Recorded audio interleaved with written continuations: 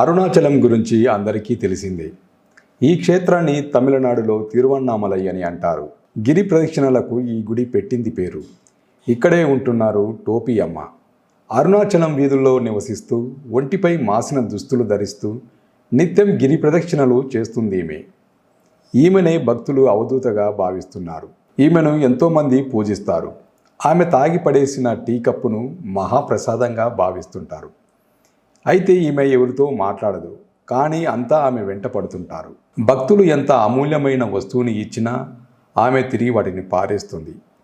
ఆమె ఒక మతిస్థిమితం లేని మహిళ అని కొందరంటారు.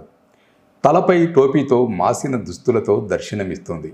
అసలు ప్రపంచంతో సంబంధం లేదన్నట్లు తన పని తాను చేసుకుంటూ పోతుంది. అయితే ఆమెను కొందరు దైవ సమానులుగా భావిస్తున్నారు. భక్తులు ఆమె నీడపడడమే మహాభాగ్యంగా భావిస్తున్నారు.